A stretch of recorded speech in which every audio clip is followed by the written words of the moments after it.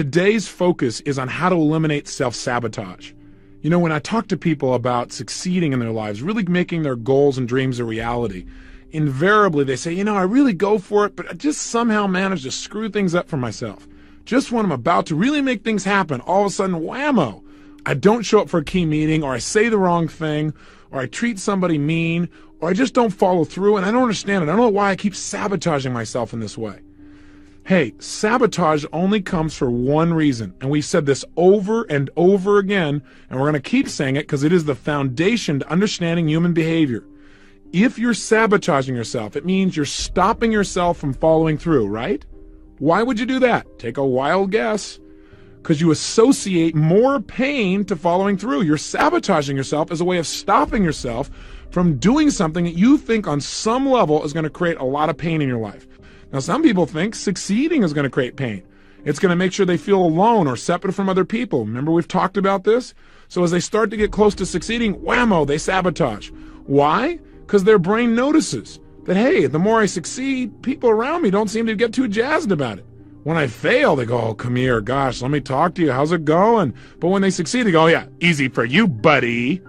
Well, with that kind of conditioning, no wonder people sabotage. We've got to take control back.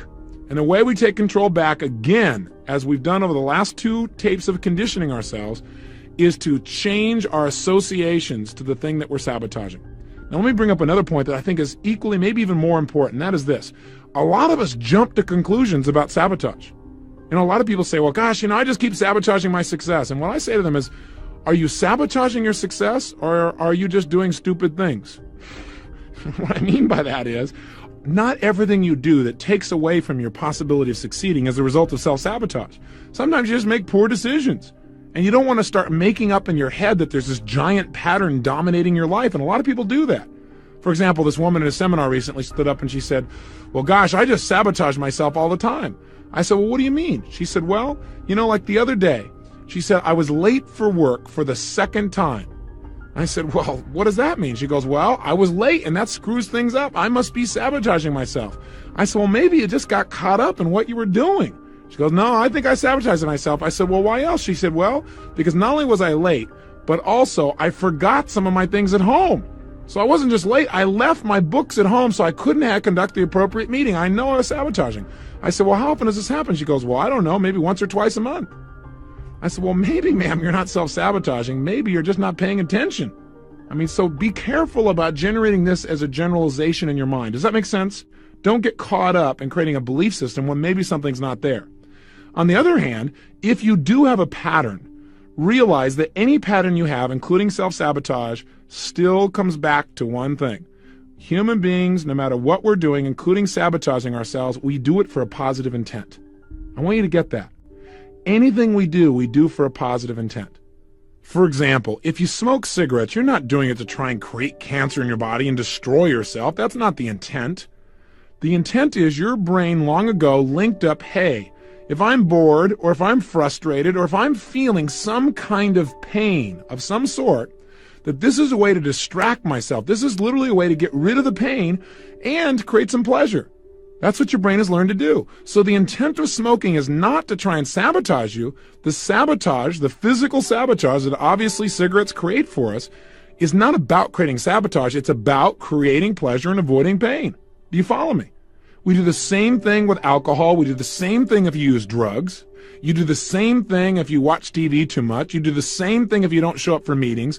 There is always a positive intent. Your brain is trying to do something that's good for you in the form of avoiding pain and getting pleasure. So what's the challenge? Well, the challenge is, in our lives, we many times sabotage ourselves because we've got this approach avoidance thing you've heard me talk about so much in these tapes, where we have mixed neuroassociations, where we sabotage a relationship. Why? Because on the one side, remember, we've linked pleasure. If I get a relationship, it's going to be so great. How this person loves me and I can be with this person and we can share so much of life together. And yet on the other hand, we've had experiences where it's meant pain.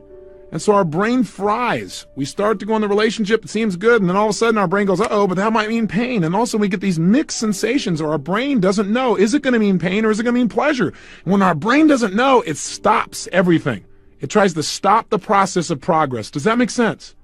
I'll give you a classic example. I was reading in a book of an example of how our associations can drive us crazy. And what it talked about was an experiment that was done with rhesus monkeys where they put them in a special cage. And what they did is in the cage they put red, yellow, and green squares. Well, after several days, the experimenter set it up so that the red squares in the cage gave off intermittent shocks that would cause the monkey immediate pain. Well, you can imagine the monkey became pretty anxious and pretty soon learned to avoid the red squares at almost any cost. Well, next, the experimenter caused the red and the yellow squares to give off intermittent shocks, and the monkey began to act as if he was a manic depressive. Why? Because no matter where he went, he seemed to get pain, no matter what he tried. He tried what he thought would work, tried what he didn't work, he's got pain. He started to alternate between hyperanxiety and depression and withdrawal. The monkey soon learned to avoid the red and the yellow squares, and then all the squares were electrified. Well, the little monkey began to bite itself, to beat its head against the bars, to defecate on itself. You might say the little monkey had been driven crazy. Now that's a horrible example, and I have absolute contempt for that kind of abuse of animals or people. But what I also want to point out is that this is exactly what some people do to each other. This is exactly what some people do in their own head. Some people create this experimental cage in their brain where they literally begin to link pain to everything in life. We are the ones that create the connections, though. We're the ones that establish the shocks. Because no matter what happens in your life, what you associate to things is your choice. And at least after this program it is. You don't have to be at the effect. If you notice that you've begun to wire to relationships a red square called pain, you can get rid of it. Because you can know that that is a generalization. Not all relationships equal pain. And so you've got to eliminate those negative associations. Otherwise, you create your own experimental box and you pay the ultimate price. That never needs to happen to you. You have the skills in this program. And if you're not sure about them, listen to a tape again and apply them. You can take those experiences that were painful and use the erasure technique and destroy it. So you don't ever associate pain again to a relationship. Maybe you can even get it where it's somewhat humorous. Or you've at least learned something. Or you can ask yourself better questions and say, okay, it may have felt painful then, but that was only one relationship, and what did I learn so I won't have pain in the future?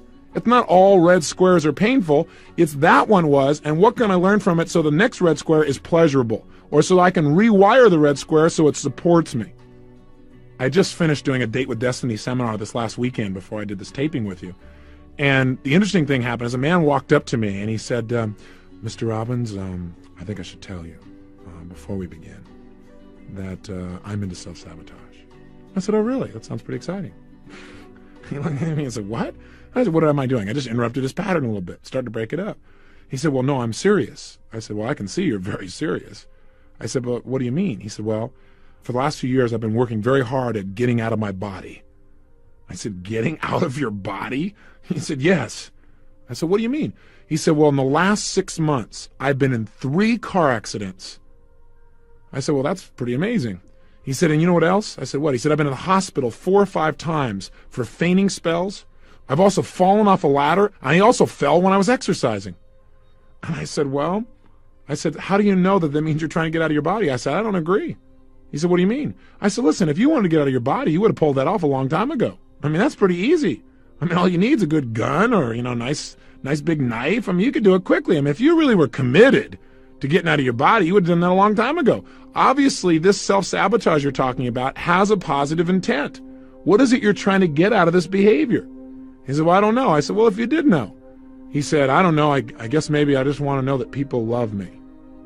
I said, interesting. He said, God, I never even realized that till just now. I said, see, people don't sabotage. You're not trying to kill yourself. That's absurd. The bottom line is you want to feel love. And I bet, just like the example I talked about with you earlier in these tapes, with Jackknife, remember when we talked about that guy who slammed his hand through the glass and it was bleeding, and the woman who was rejecting him all of a sudden is making love to him? I said, long time ago, I told him that story, and I said, a long time ago, you obviously linked up that if you get yourself hurt and get in the hospital especially, you got all these people who come and tell you how much they love you and be with you and be worried about you. But I got to tell you something, that isn't love. That's obligation. He looked at me kind of funny.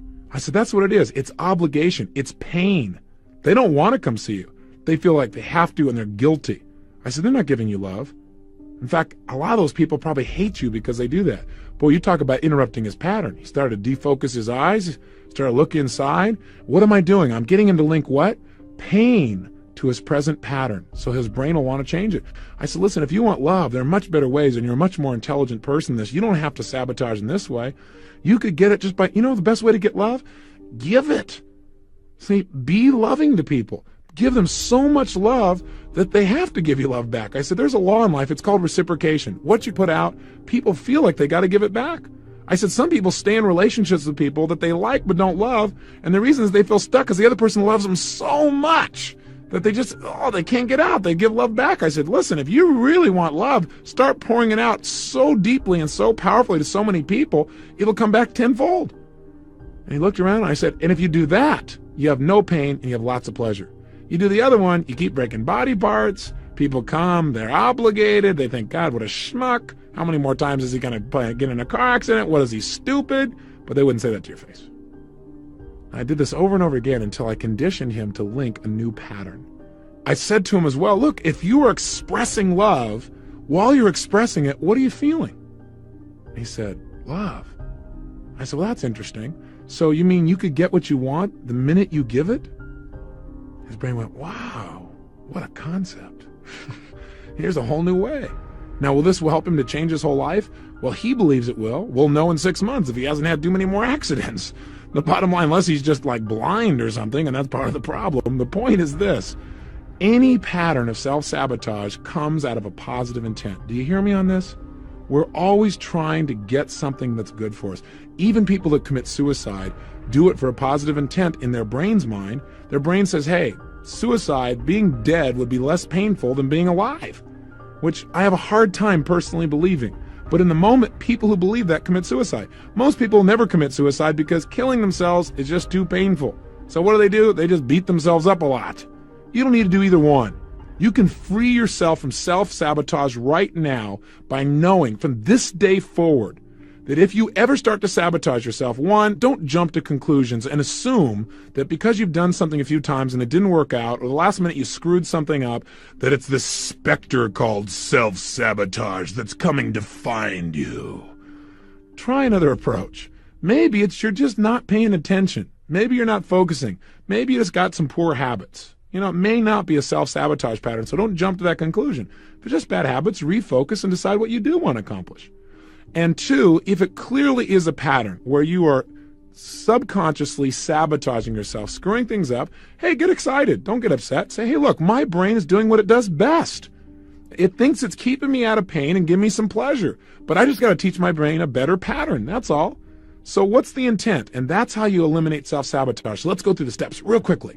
1, identify a behavior that's keeping you from getting your goals, something that's stopping you or holding you back. First, you got to identify it. That's step number 1. 2, once you've identified it, ask yourself, what is the positive intent here? What is my brain trying to give me? So, for example, if you're about to go up to somebody and ask them for a date, and then all of a sudden you shut down and you can't even talk, what's the positive intent? Well, my guess would be that your brain is trying to protect you from being rejected. It's saying, well, if he doesn't say anything, he can't be rejected. Rejection is pain. I don't want pain. Does that make sense? So that's why you can't think in that moment. But see, you got to teach your brain otherwise.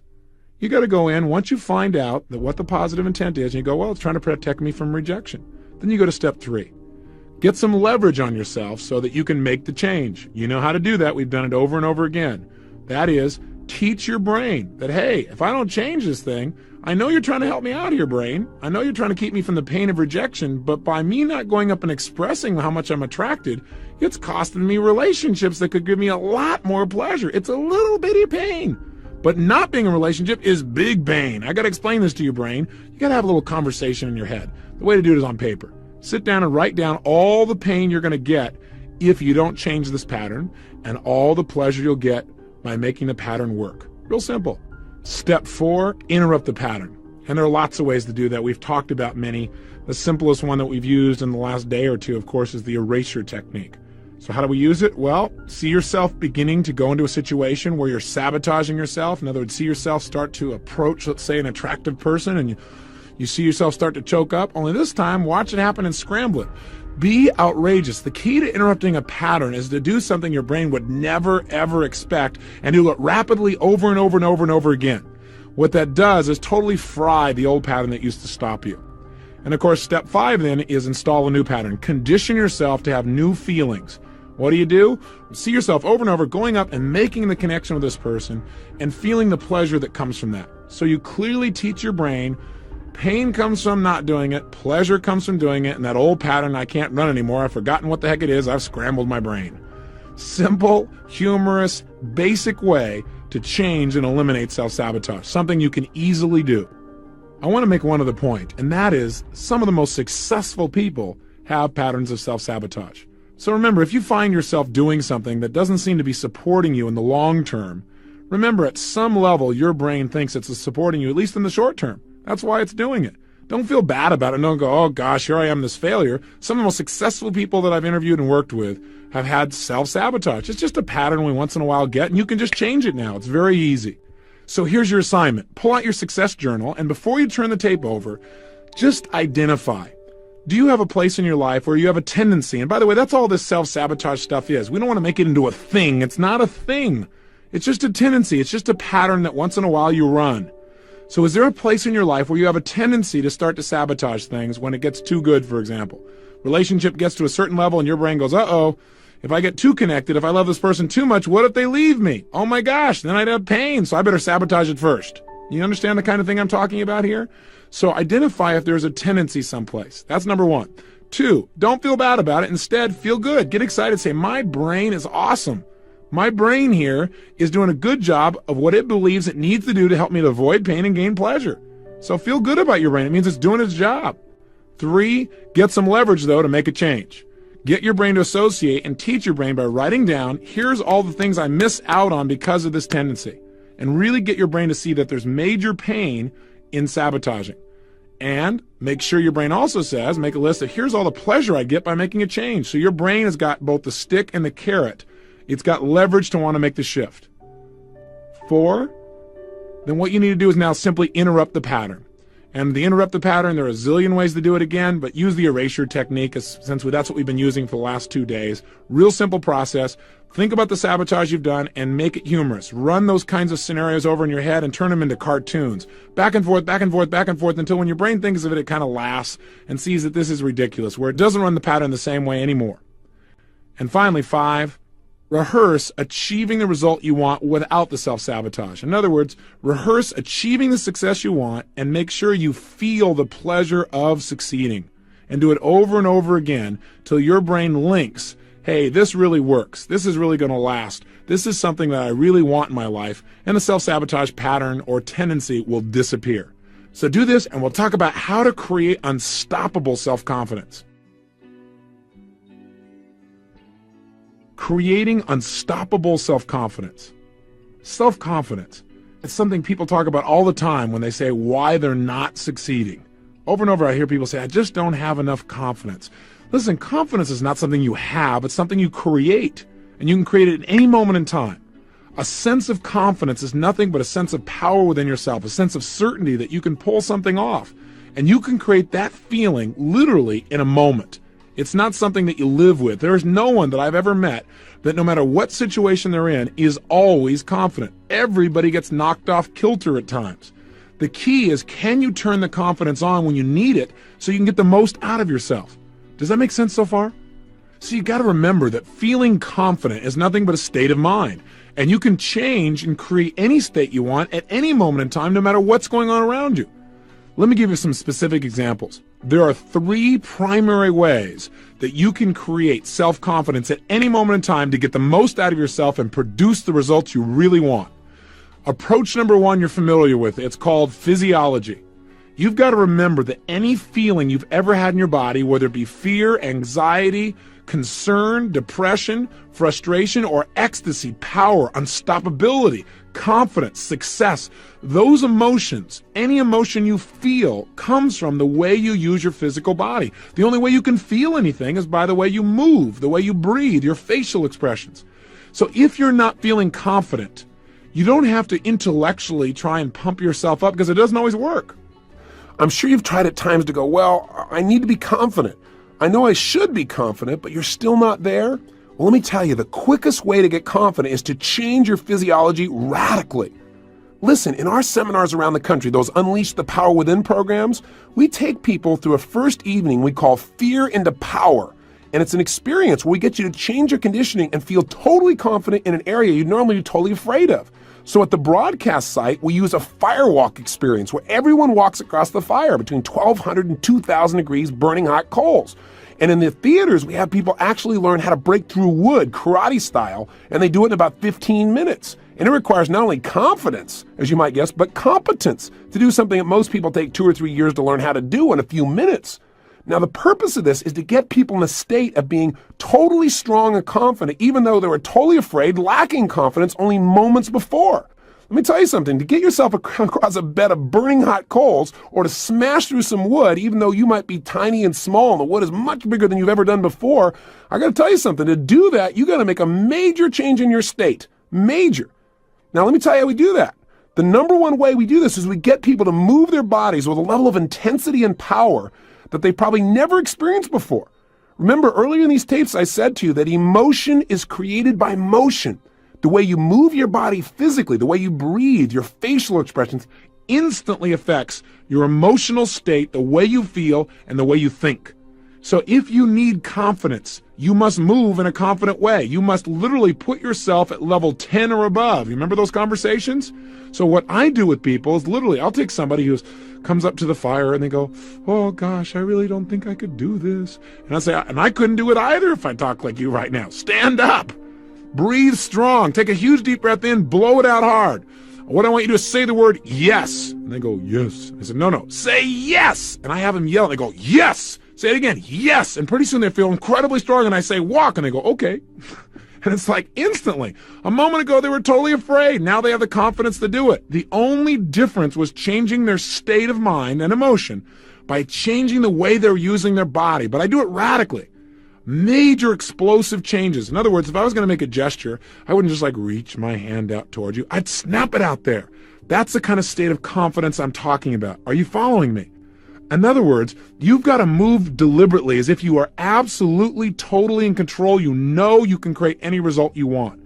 If you meet someone who's confident, you know it before they open their mouth, don't you? Can't you tell by the way they move, by the way they speak? Listen, what if when you turn these tapes on, I said, I want to thank you for listening. I'm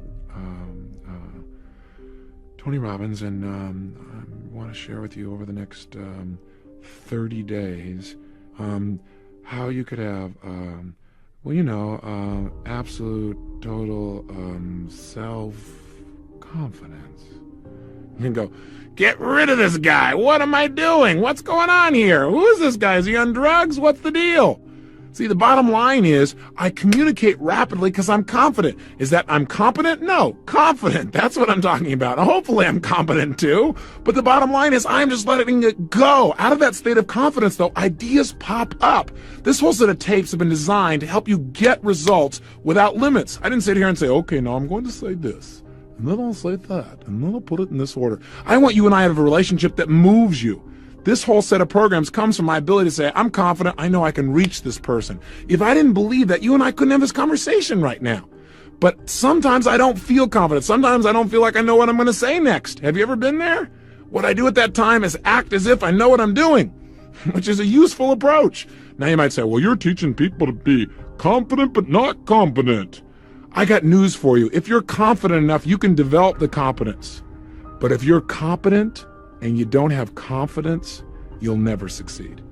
There are many competent people who could accomplish incredible results, but they're missing the confidence. Am I suggesting to you to be foolhardy? No.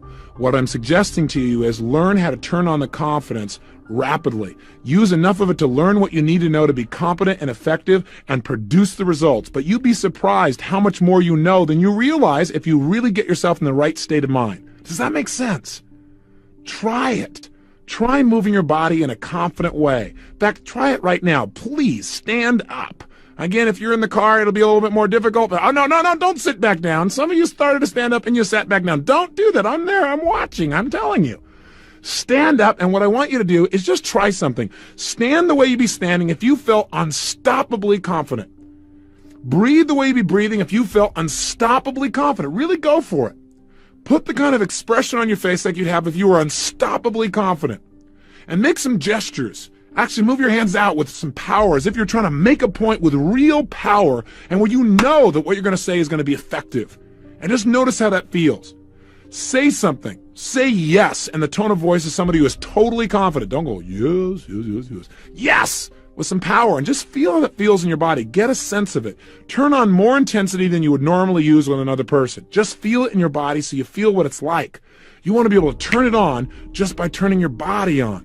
This is critical. With this as a power, you can go from being afraid to strong in a matter of moments. Now try something really stupid and silly.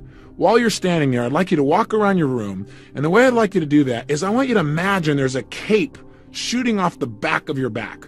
I want to have this we call this a cape walk. Now, if nothing else has felt stupid up until now, this one is guaranteed to assist you in this process. What I want you to do is stand up, pretend there's a cape back there, shoulders are back, and I want you to walk around, just walk around a circle, but like you got this cape flowing back there with a sense of pride and power.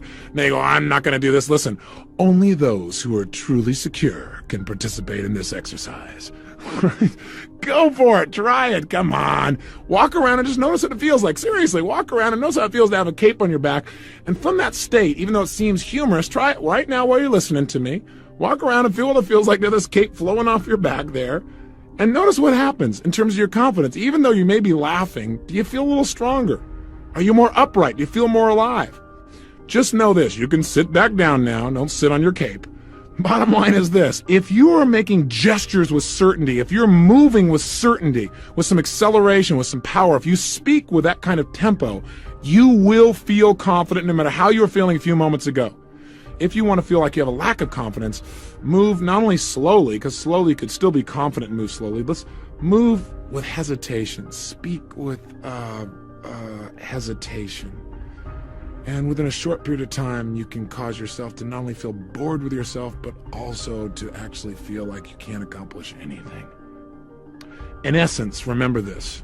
Using your physical body effectively can put you in a state of confidence no matter what was happening around you. No matter how intense the situation, no matter how scary, no matter how difficult, you always have that resource. Don't ever say to yourself again, well, I just don't have enough confidence. Break out of that shell. If you don't feel like you have confidence, create it right now. It's not a thing that somebody gave you years ago. It's not something you missed out on. It's something you create by the way you speak, by the way you move, by the way you gesture. That's one. Here's number two. Control your mental focus. Remember, what you focus on is going to determine how you feel. So if you focus constantly on how things might not work out, and you look at in your brain all the possibilities of, well, what if this doesn't work, or what if that doesn't happen? If that's your mental focus, of course you're going to lack confidence.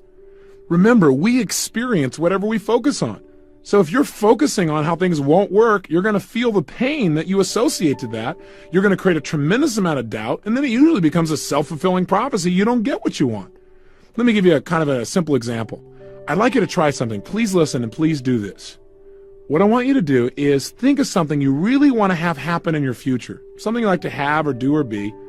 And what I'd like you to do is hope that you'll get this to happen in your life. Okay, try it. Think of something you really want in your life, something you really want to have happen, and hope it'll happen. Notice how it feels when you hope it'll happen. You may even notice what you say to yourself when you hope something will happen. Now, what I want you to do is get out of that state. Completely get out of that state for a second. And now let's have you think about the same thing you want to have happen in your life, but this time, I want you to expect that it will happen. Absolutely, totally expect it. Know it, okay? And when you know it's going to happen, I want you to notice what happens to the pictures in your mind as you think about it. What's different? I want you to notice the difference in your body. Absolutely expect it will happen.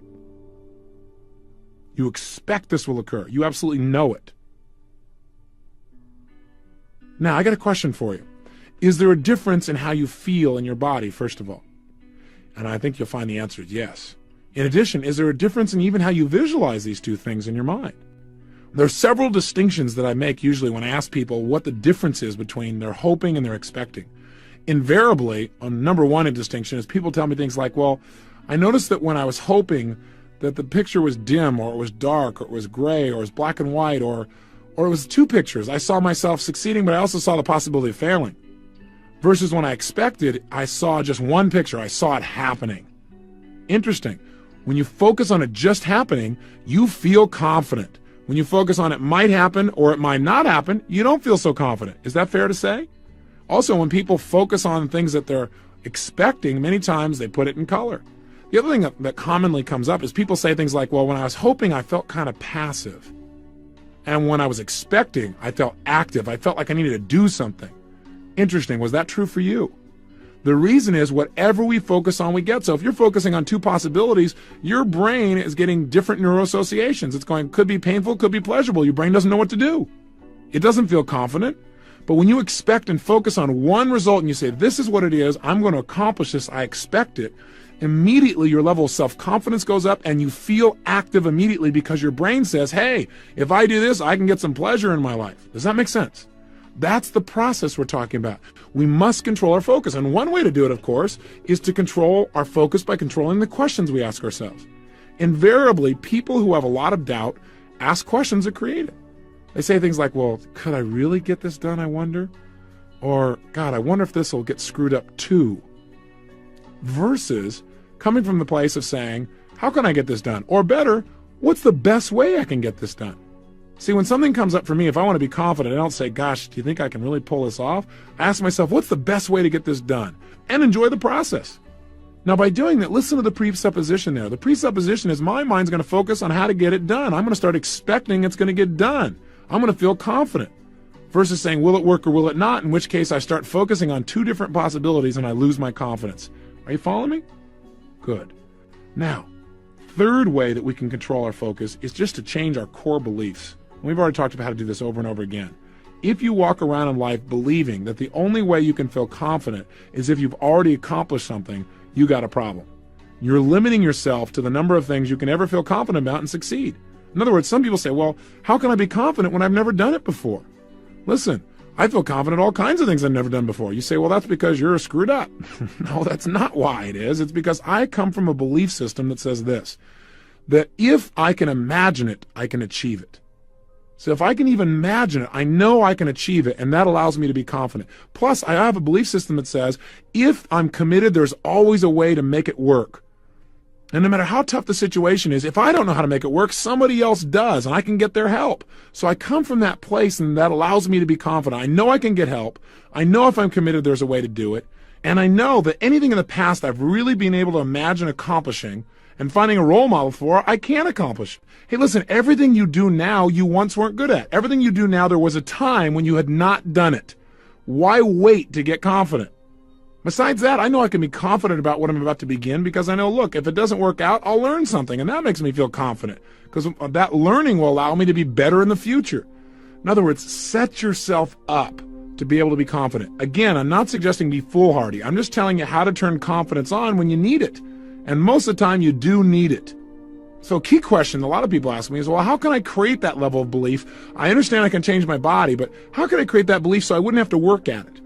Well, there's a simple process that I teach people, and I call it my success cycle. And it's, for me, is my way of explaining why people who succeed seem to continue to succeed and get even stronger, and people who fail seem to go down a downward spiral. Why do the rich get richer and the poor get poorer? Not just in terms of rich or poor financially, but rich meaning mental, emotional, social, spiritual, intellectual, physiological, and financial. I put a copy of the drawing of my success cycle there on your summary. Now, if you take a look at it, you'll see that there are 4 elements that I think affect the quality of our lives. And I've got them represented there by those 4 boxes. Up in the top left-hand corner there, you should see the word potential. What's the potential of any human being? I personally believe it absolutely is unlimited. None of us even come close to scratching our real potential. The second element that affects human performance is our actions, up there in the box in the right-hand corner. The third element that affects performance are the actual results that we've gotten. In other words, what's the impact of our present actions and potential being utilized? And finally, the fourth element that affects performance is our beliefs. And you'll see that down in the left-hand corner in that box. And you notice that all these boxes have arrows that connect them. And they're all pointing in a particular direction, going clockwise, as if this was a continuous cycle. How does it work? Well, number 1, what's the potential of any human being? Again, unlimited. But do most people's results in life, that bottom right-hand corner box, do most people's results reflect that level of potential? I would say no way. What's the problem? You might say, oh, I see what it is, Tony. It's that second box at the top. They don't take enough what? Action. I think that's true in many cases, but that's not the only problem. There are a lot of people who go out there and take a lot of action and still get lousy results. Why? Action by itself is great, but it is not enough. Hey, if you're in sales and you go out and make 100 cold calls because you're doing lousy, but you go out in a state of mind where you don't expect anyone's going to buy, and you turn to people and say things like, you wouldn't want to buy anything from me, would you? Maybe you don't say that verbally, but maybe your face says that because you don't expect them to. Is that going to affect your results? You better believe it's going to. You're going to get lousy results. In other words, success starts with our beliefs. If you look at that bottom left-hand box, that is the core of your performance. Think about it.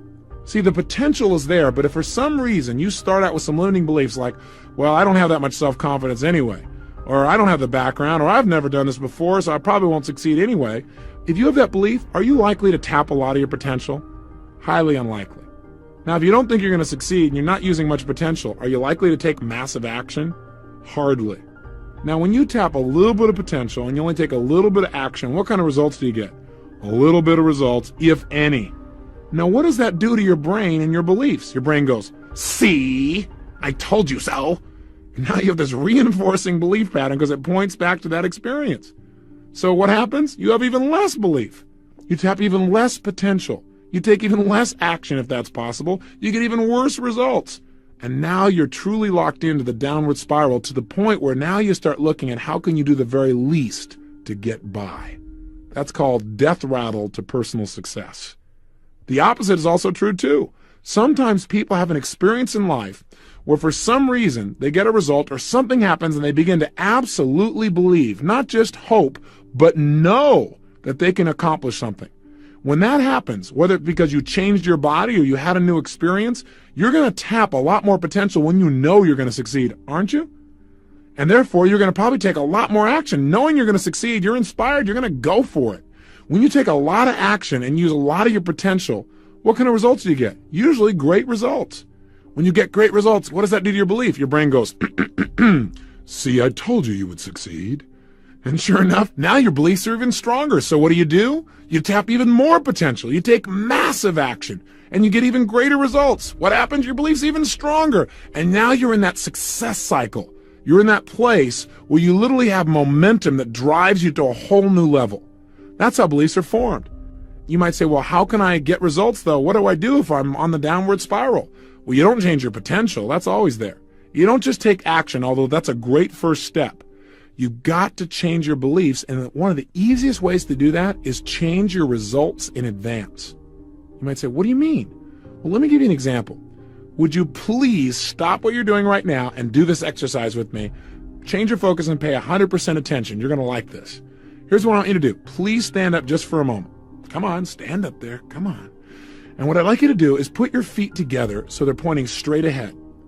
Then what I want you to do is just take your right arm and bring it straight out in front of you and point your right index finger directly in front of you. So you're pointing straight ahead. When I say now, what I'd like you to do is turn clockwise as far as you can comfortably without stretching yourself or pushing yourself or really hurting yourself, okay? Ready? Go ahead and turn clockwise now as far as you can and just notice where you end up. Good. Now come back again. Okay, drop your right arm, close your eyes, and what I want you to do is something really simple. Some simple neuroassociative conditioning. Now, it's going to be simpler than anything we've done so far. All I want you to do is imagine that you're bringing your right arm back up again, and I want you to imagine it so vividly that you actually feel as if and see your hand coming up in front of you, straight out, pointing in front of you again. In other words, don't actually do it, but make it so real that it feels as if it's happening, and you can see it occurring. Then in your mind's eye, see and feel yourself turning clockwise again, only this time going twice as far. And make it effortless and expect to enjoy it. Good. And then come back around in your mind, and again in your mind, see and feel your arm coming up in front of you with your finger pointing straight ahead. And when I say now, turn clockwise and see and feel. No, don't actually do it, but make it so real it feels like it's happening. See and feel yourself again, turning, and this time going 3 times as far as you did the first time. Excellent. And now do it a 3rd time. Do it very rapidly and feel and expect yourself to go almost 4 times as far where you turn almost all the way around. Very good. Now, open your eyes, bring your right arm back up physically this time with your finger pointing straight ahead. And when I say now, turn clockwise and go as far as you can without hurting yourself, and watch how much further you go this time. Go for it. If you're like most people, you've gone much further. In fact, the average person goes at least a third further than they did before. So I got a question for you. Go ahead and have a seat. My question is this. What happened here? Did your potential change? No, you always had the potential to turn that far. Did you make major changes in your actions? No way. You didn't make major changes in your actions, but your results did change. Why? Because by rehearsing in your mind over and over again, you conditioned your mind to believe, to feel certain that it could go much further. You created an association in your nervous system that said, this will feel good and I can go further. And now you've gone much further. In fact, if you did it again, you could go even further again. So this is a perfect metaphor for what has to happen in life. If you want to succeed, you need to rehearse over and over succeeding until it's so real for you, your brain begins to believe it. Now you'll tap more potential, you'll take better action, and in real life, you'll get better results. Then it'll reinforce your belief, and now you're off and running. Does this make sense? This is the way to create lifelong, unstoppable self-confidence. This is what I did for myself, because I was on the downward spiral. All I did was create the results in my head so vividly, I began to believe them. When I believed them, I tapped more potential, I took more action, I started to get those real results in my life. Emotionally, economically, in my relationships, in virtually every area of my life. And let me leave you with two more things on confidence. One, if you really want to be confident, know what causes people to lack in it. Focusing too much on yourself and not enough on other people will guarantee that you'll lack confidence.